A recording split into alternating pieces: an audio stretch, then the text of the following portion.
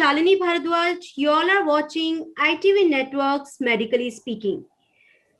In our last episode, we discussed about pregnancy and COVID-19, and today we are going to discuss about tuberculosis. We have with us on our panel Mr. Dalbir Singh, who is the president of Global Coalition Against Tuberculosis, Dr. Raghuram Rao, who is a Deputy Additional Director General Tuberculosis and Public Health Specialist, Government of India under Ministry of Health and Family Welfare. We have with us Dr. Vijay Hada, who is an Associate Professor, Pulmonology Medicine at All India Institute of Medical Sciences. Welcome to our panel, sir. Thank you. So we have to discuss, sir, today we are going to discuss about tuberculosis as we have World Tuberculosis Day also. Mr. Dalbir Singh, sir, I wanted to discuss first think that, what kind of health policies we have in India for tuberculosis patients. Look, I have always maintained that policy is very fundamental to everything else that follows subsequently. Okay, it should be at the core of everything. It's like a foundation. And I set up this forum years ago, almost a decade ago, in 2012. And to tell you very frankly, then we had what was prevalent in terms of diagnostic serological tests, and which, as per WHO, were absolutely outmoded and not even 10% accurate. And believe you me, I was driven by a passion at a very personal level because I suffered tuberculosis not just once, two times. I came from the jaws of death. And I took upon myself the cudgels of setting up a foundation. That means you can feel the pain of tuberculosis patients. Yes, I not just pain, the agony. At least the second time, my treatment went up for almost 18 months. I nearly lost my life. And this was, and to tell you, well, subsequently maybe we'll discuss it. I got it from a man who used to drive my car. Okay, as a Nepalese driver, he had TB, and he would go on coughing, and I told him he wouldn't listen to me. But I got the infection from him. But I suffered 2 times ago. Maybe some lapse first time, I don't know. I was treated at Apollo, still that lapse took place. And what I'm saying is why policy is important. Now, we had those tests banned in 2012. I still remember. I had a tough time. I used to go to Ghulam Nabi Azad. He used to be health minister. But I also come from political background. So I had access to him. And in 2012, we had those tests banned. We had. Sir, are you talking about TB gold test? Pardon? TB gold test, sir, you are talking about? Yes, today the world has moved on in 8-9 years. We used to have we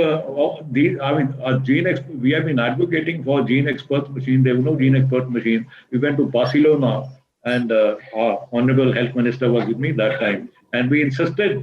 This was 7-8 years ago, and then we set about getting gene expert, the molecular diagnostic machine, which are CVNAT, and of course another version of that is TrueNAT. We have incorporated. But there were not many things that have happened at policy. You're coming to policy. This is just one thing.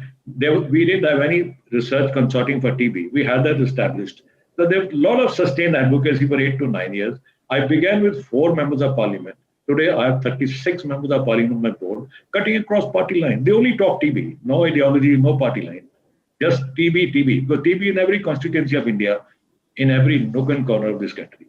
Today, we lose 1,500 people every day. It's almost 3 times the figure than the peak figure of even COVID.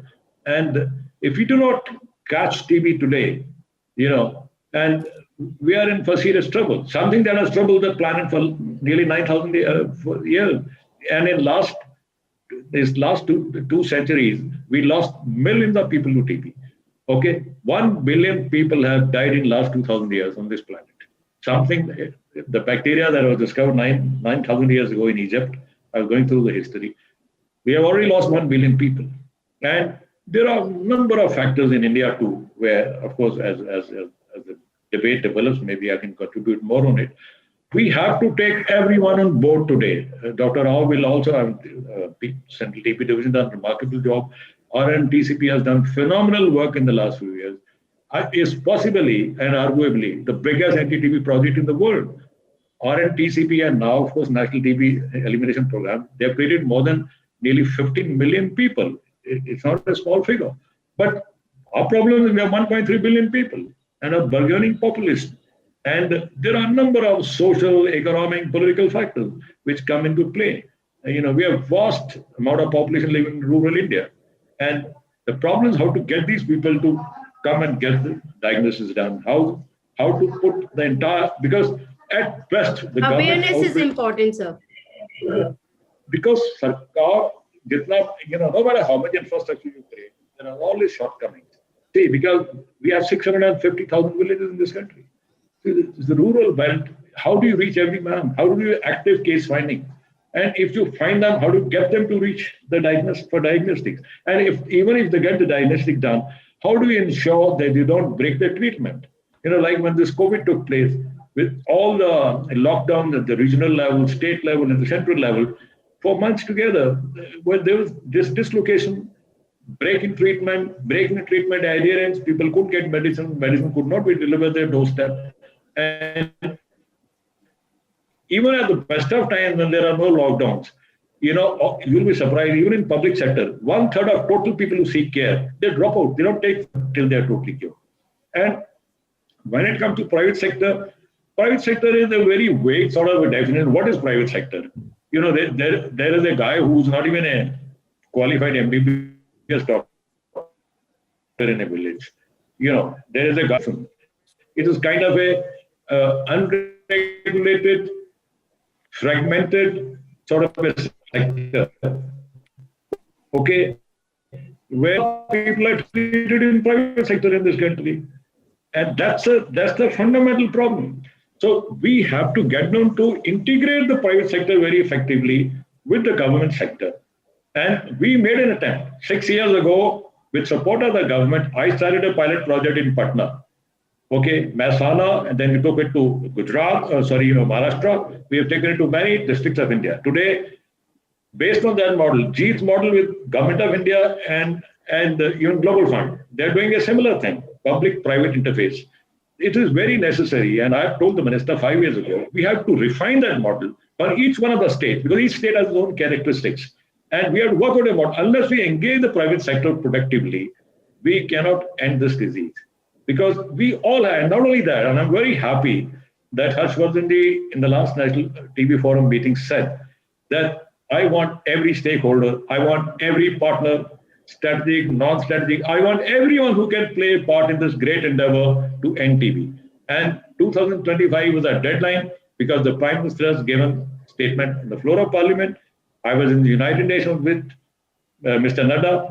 In the UN General Assembly, statement has given on behalf of the government that 2025 India will end TB, 5 years before the Sustainable Development Goals deadline of 2030. And yes, government has a will today. Government has a will. We have the resources.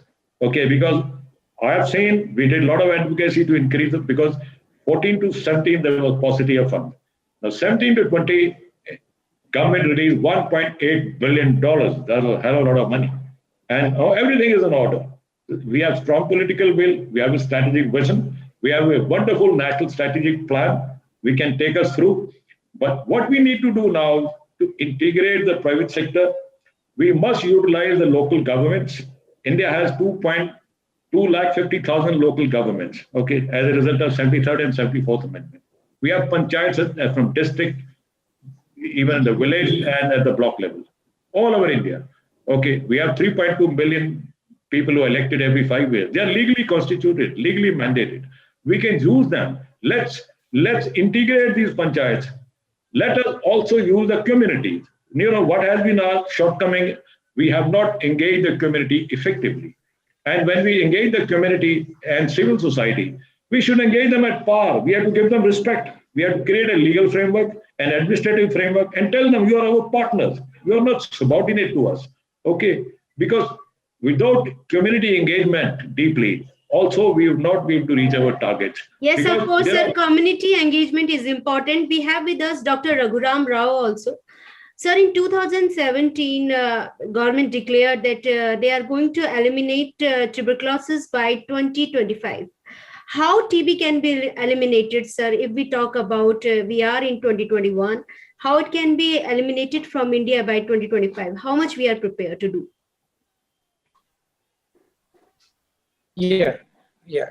So When we first did this, national strategic plan, which Dr. Dalbir was mentioning about, this was made in 2017 when we actually decided that we will make an attempt to achieve the SDGs for tuberculosis, the global targets, 5 years ahead of 2030.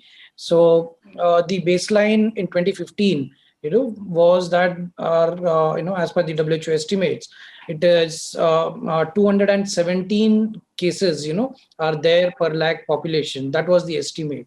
And the latest WHO report says that in India now we have 193 per lakh population, as an estimate. So that has reduced, by significantly a reduction has happened. And to match with that is the coverage that we are doing under the program. So in 2017 we were almost losing a million cases, which was not getting reported. Almost 10 lakh cases were not getting reported. And now that gap has dropped to less than 2 lakhs. So we have an estimate of around 26 lakh TB cases, and we are notifying around 24 lakh TB cases.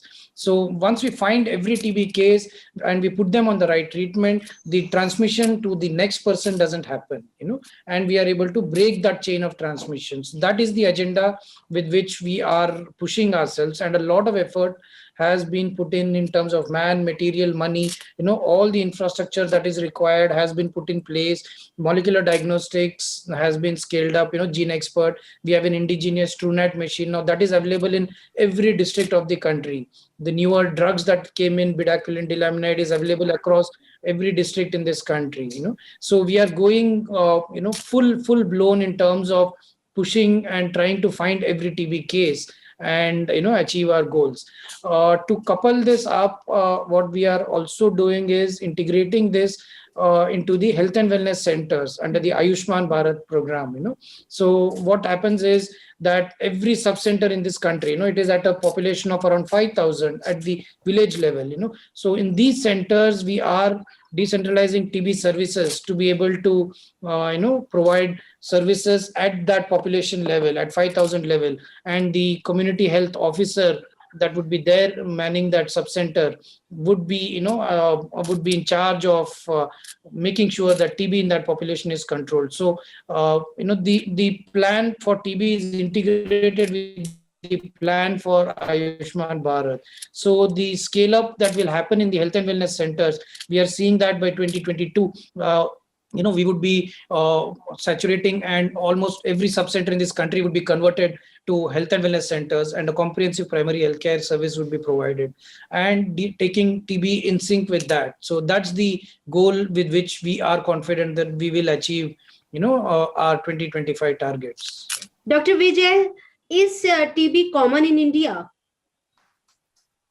Oh, Shalini, this I think both of the previous speaker has given a clear-cut answer. TB is still a MINAC, and it is affecting almost 4.5 million people per year. It's almost taking a life of almost 1,500 patients per day. So you can imagine how common it is. No disease in the history is taking too much life because of single disease. So you can imagine how common is tuberculosis. Even being a physician, even at AIIMS, all this tertiary care center, and whenever a patient comes with any respiratory symptoms, let us say cough or fever or anything, so first differential we always keep is tuberculosis. We always think that there is high possibility that this patient can have tuberculosis. So such the impact or that TB is having even on doctors. So coming back to your question, yes, tuberculosis is very common and can present in any kind of form. Maybe pulmonary tuberculosis, which is getting more attention because of reason behind it, because it can spread very fast, and also it is one form of tuberculosis which can take life also. But as a pulmonologist or as a physician, we come across many other type of tuberculosis. Let us say extrapulmonary tuberculosis. For example, many patients who are coming with lymph node tuberculosis, bone tuberculosis, even abdominal tuberculosis. So almost every physician, irrespective of their subspecialty, maybe pulmonologist, maybe general physician, maybe surgeons, maybe gastroenterologist, maybe neurologist, every subspecialty is managing these patients. And I'm saying it again, tuberculosis is one of the commonest disease responsible for a significant number of loss of life, disability, as well as significant consumption of the resources in our country. Sir, as you said, we have many types of tuberculosis. All of them are curable. Yeah, I think I will explain further. Tuberculosis in general is a curable disease. In general, why I'm saying, because most of the patient, they will be having a tuberculosis due to drug sensitive mycobacteria. Mycobacteria is the organism which cause the tuberculosis. Okay, so most of the patient, they will suffer with a drug sensitive tuberculosis, meaning thereby if we treat with a effective regimen, majority of patients, at least 80% of patients will be cured in first attempt. And in the other, let us say 15 to 20% of patients, there may be resistant to one drug or other drug, but still there will be major patient, they will be responding to tuberculosis. Then there is another group of patients where you will find a drug resistance tuberculosis. The resistance can be to a single drug, it can be to more than one drug, and sometimes multiple drugs also. So depending on that, we say that this patient is having either drug sensitive tuberculosis or monodrug resistant tuberculosis or multi-drug resistant tuberculosis. Sir, And sometimes, what is drug resistance TB exactly? What exactly it is? so whenever there is a resistance to a particular drug, so to define a drug resistant tuberculosis, any drug if resistance, then we say drug resistance. But to say multi-drug resistance, then patients should have the resistance against rifampicin and INH. At least these two drugs should show some evidence of resistance. Then we say that this patient is having multi-drug resistance. Then there is another group where we say that even rifampicin is not working, isoniazid is not working. Then there are some injectable drugs, the drugs which are given as injections, they are also not working. Then they are grouped into XDR. So based on that, we can divide these patients in at least 3 groups. And then there are subgroups also like pre-XDR. I'm not going more into technicalities of these terms, but to make it simplify, the mycobacteria can show resistance to single drug, more than single drug, and multiple drugs. So based on that, we can divide it. It is important because if patient is having drug sensitive tuberculosis, chances of cure are very, very high. But if patient is having drug resistant tuberculosis, then chances of getting cure is lesser. And there comes the role of physician. If we do not diagnose timely which patient is suffering with drug resistant tuberculosis, which patient is suffering from multi-drug resistant tuberculosis, which patient is suffering from XDR tuberculosis, if we do not pick up at time, then chances of cure is less, and there are chances of deaths are very, very high. And another important aspect of this same is, if we don't cure these patients or don't catch hold of these patients, they will spread the same disease in the community also, and from one person to another. And then you can imagine that how many patients will be contacted tuberculosis from that particular patient. So it's very, very important for a physician to make a right diagnosis at the right time and prescribe a right drug. Sir, one more important question I wanted to know, because it is related to social stigma also, that these all tuberculosis are spreadable, means all are communicable, or the lung tuberculosis is the only one which is communicable?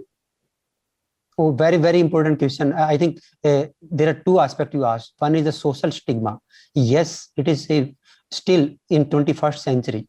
It is still a stigma.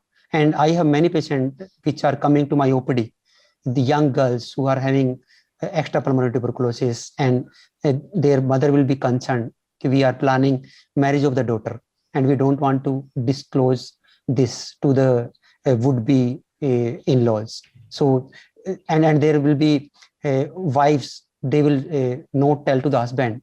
And if husband wife both are knowing, they will not divulge the diagnosis to their in-laws. So still it is considered as a big, big stigma. coming to the second part, sorry, can you repeat the question? I forgot that. The second So- question is, sir, is it communicable? All the types of tuberculosis are communicable, because most of the people think that, if a person is going through the tuberculosis, that he or she must be, it can be communicable to others. That means other people who interact with that particular patient can also get tuberculosis. So these all are communicable or not? Only lung tuberculosis is communicable? Yes, that is also very important to understand. See, as I told, tuberculosis can involve any part of the body.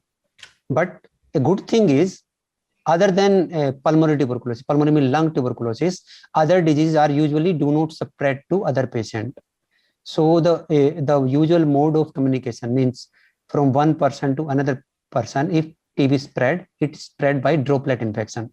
So the patient who is having pulmonary tuberculosis, they keep on coughing, and they will cough the pathogen also in the sputum, and they will spread to the other person. So if somebody is having pulmonary tuberculosis, that also a sputum positive, microbiologically proven tuberculosis are more chances of spread as compared to, sometimes there will be tuberculosis, but when we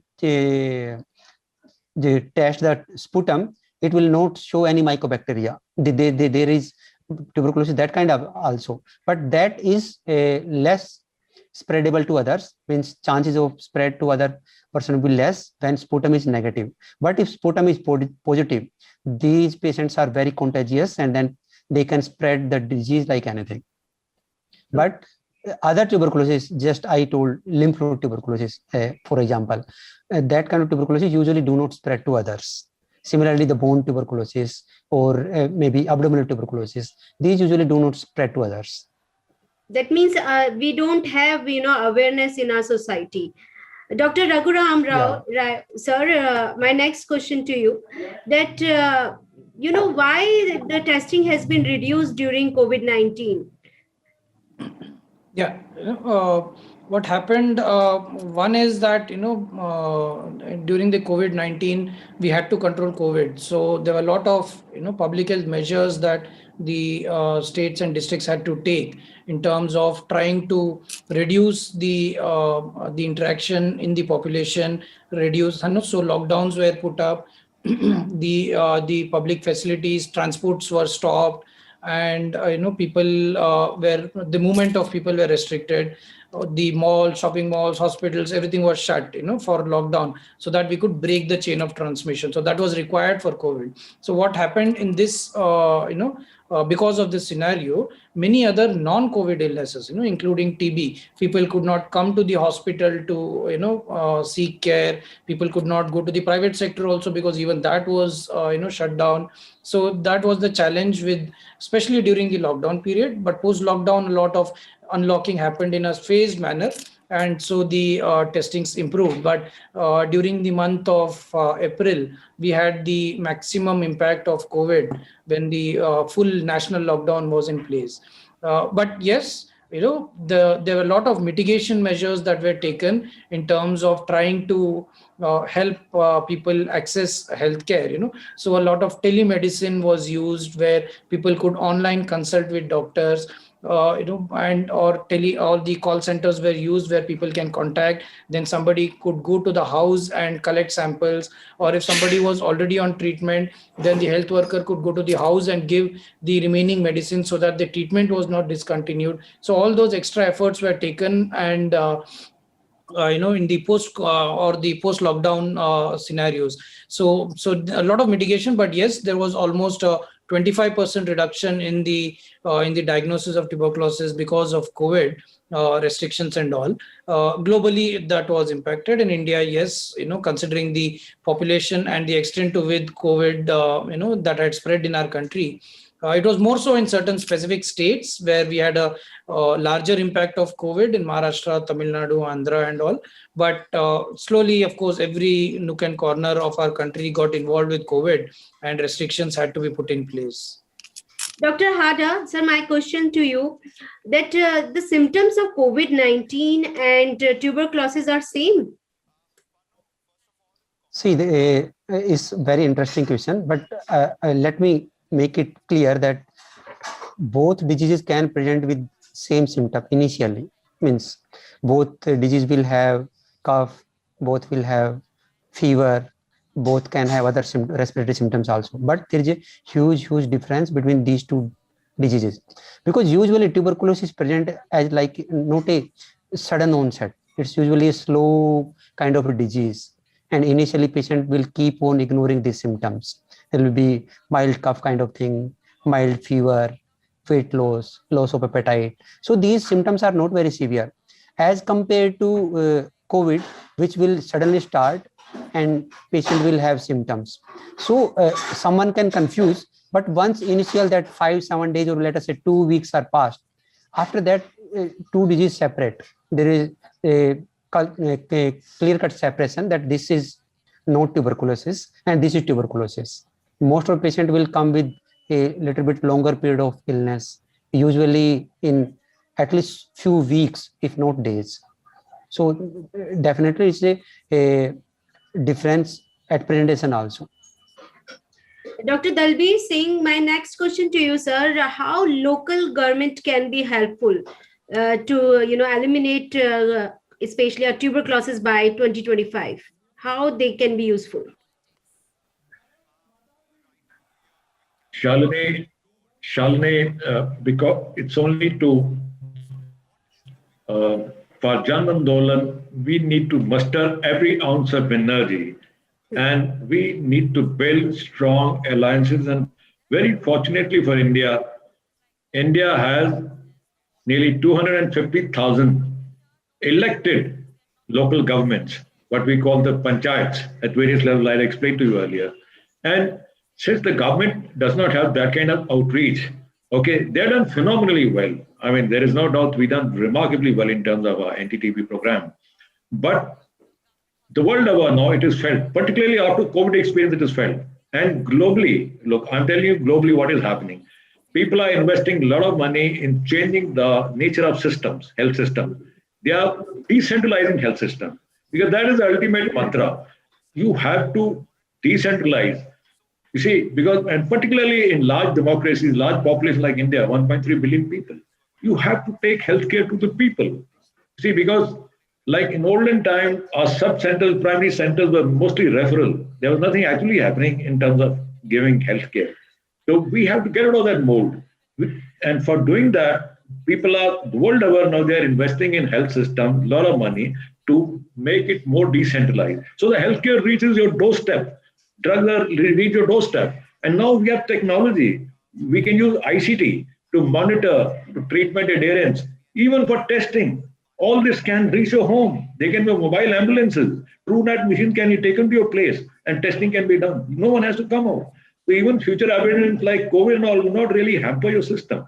So idea is, if we really want to end TB by 2025, the mantra is that apart from the government apparatus, we put coalitions of local governments, we put community engagement along with it, we take everyone along, including the political representatives at every level, the parliamentarians, the MLAs, the corporators, and even sarpanches. Everyone has to join hands. India is a huge country.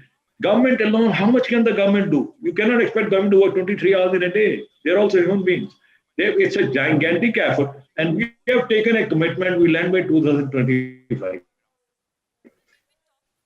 We have the technical know-how. We are supplying vaccines to half the world today. Okay, we have the technical know-how. India even now manufactures enough medicine to supply to Brazil, South Africa, Russia. We send the TB medicines. Our pharmaceutical companies. So what is stopping us? We have the will, we have the money, we have the know-how. We need to put our partnerships together. We put our coalitions together, and we all have to make a strong, concerted endeavor as one unit. Then only we will end TB by 2025. And we have to engage the private sector very productively. We have to find ways and means of engaging them. Whatever method we have tried, from Patna we began, I talked to local doctors. I said, we can give you 300 rupees, not more than that. They said, yes, we also willing to serve the people. Then we identified pharmacies, local pharmacies. Okay, we worked out a voucher system by which the pharmacies will be paid directly by the government. So mantra is, Let government pay for all the drugs for everyone in this country. There is nothing known as private sector, public sector. It is one India. TB is a common problem. It has plagued us for thousands of years. Let us get rid of this TB. And only way to get rid of this TB is that we are all cutting across the board. We all one India, one Indians. We are all suffering this disease. Our endeavor has to be one concerted endeavor together by working out a larger strategic alliance across the board. Dr. Raghuram, sir, do we have confirmatory testing kit in today's date? I talk about earlier, there was no confirmatory testing. Do we have confirmatory tests, and what are those tests? Yeah. So thanks, Shalini. The confirmatory tests which you're talking of are advanced, molecular diagnostics that they are called. So there are two types of machines. One is, a Gene Expert, which is an imported machine, which was there earlier when we started off first introduction into the country, which Dr. Dalbir was referring to, a few years back. Now we also have indigenously developed, TrueNat machine, which is again a molecular diagnostic technology. So we have now invested in terms of making it available across the country, and we have more than 3,000 machines across the length and breadth of this country, covering every district in this country. And these machines are platform technologies, so which means that only the consumables change. The chip or the cartridge that is used in that changes based on diseases. So we use this in COVID testing also. Initially, when the COVID pandemic came in and testing laboratories for COVID were limited, all the TB laboratories were also used for COVID testing because of the availability of these machines. So this technology is now made available, although it is a little costly. It's not that it's a cheap one. The traditional technology that the system was using for diagnosing TB was sputum microscopy, taking the sputum, putting some reagents to it and looking at in a microscope to actually see the bacteria. That is how the confirmation was done. But there is, it had its limitations as a technology, and we were missing half of the cases. Even if very small numbers of bacteria are present over there, we are not able to see with that technology. But with these molecular diagnostics, we are able to catch 99.99% of the bacteria which is there in a sample which is getting tested. So these are very highly sensitive and advanced technologies, and these are now available across the country. So we have testing almost 60% of our patients were diagnosed based on those molecular testings, last year. So a lot number, more than 30-40 lakh tests have been done with that last year. So these are the confirmatory tests, right, sir? These are the confirmatory. These tests are available in private hospitals and labs also. These are available in the private sector also and in the government sector, and it is available free of cost. And even for patients who are there, if they are there, even if they are seeking care in the private sector, the sample from there also can be collected, transported to these laboratories and tested over here. So it's basically making these technologies available free of cost. Even if the patient is seeking care, we don't differentiate between public sector and private sector for TB patients. So even the diagnostics and the drugs are available free of cost for the patients across both sectors in the country. Dr. Vijay, sir, can TB occur again? If somebody gets treatment, then again he or she might suffer from tuberculosis. Thank you, Shalini, for the question. See, it is said that if somebody has never developed tuberculosis, the overall chances of getting tuberculosis is 1% in the whole life. But once patient has developed tuberculosis, then chances of recurrence is a little bit higher in that patient. Reason can be multiple. One thing is because we are constantly exposed to tuberculosis pathogen or the mycobacteria in the environment, so we can get reinfection.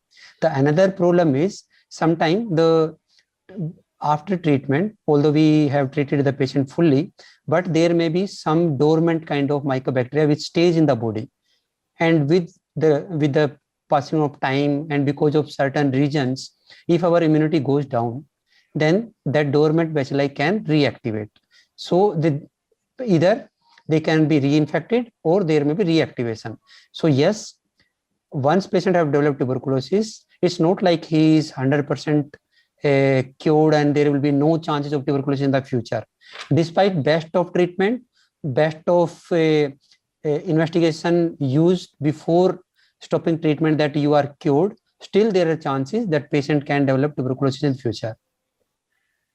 Thank you so much, Dr. Dalbi, Dr. Raghuram Roy, and Dr. Vijay Harda for joining us on Medically Speaking, because tuberculosis is a very important topic which we are going to discuss in future also. Thank you so much, sir. Thank you, Shalini. Thank you, Shalini. Thank you. Thank you so much.